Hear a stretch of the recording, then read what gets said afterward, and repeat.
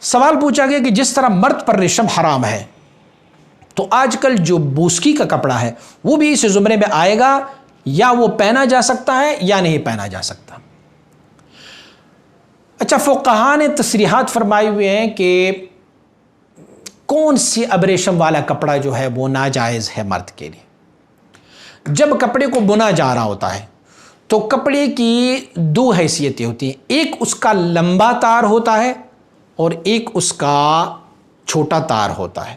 مثلا لمبائی میں تار ڈالے جاتے ہیں اور پھر اس تار کو دوسرے تار سے جوڑنے کے لیے ایک تار یوں کر کے،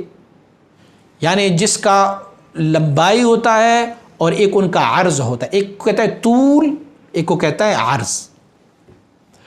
اب مشائخ نے فرمایا ہوا ہے، اگر کچھ مشائخ کا قول یہ ہے کہ اگر طول، لمبائی جو ہے وہ کسی دھاگے کی ہو اور ان کا عرض، ان کو ساتھ جوڑنے والا جو تار ہے وہ ابریشم کا ہو، تو کچھ فقہاء کا نظریہ یہ ہے کہ یہ چونکہ محکمی اور اس کو آپس میں جوڑنے کا کام ابریشم نے دیا ہوا ہے، اسی لیے یہ کپڑا جو ہے یہ حرام ہے، استعمال نہیں کیا جاتا۔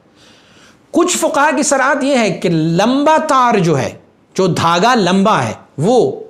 اگر وہ ابریشم کا ہو اور چھوٹے والا تار جس نے اس تاروں کو آپس میں جوڑا ہوا ہے یہ اگر عام دھاگے کا ہو تو پھر حرمت ثابت ہے، کیونکہ اس میں کثرت جو ہے وہ ابریشم کا ہو۔ لیکن فقہاء کی ساروں کا اتفاق اس پر ہے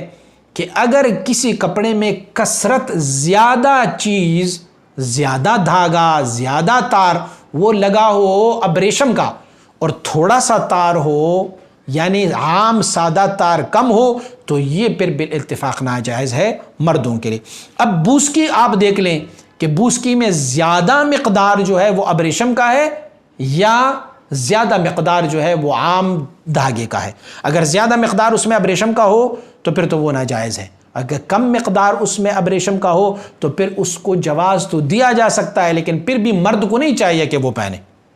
اس کے متبادل کوئی ایسا کپڑا پہنے کہ جس میں سے کوئی آمیزش ابریشم کا نہ ہو، یہ بہتر طریقہ ہے۔ لیکن بہرحال فقہاء نے اس پہ تصریح کیا ہوا ہے کہ اگر اس میں تعداد زیادہ ہو ابریشم کے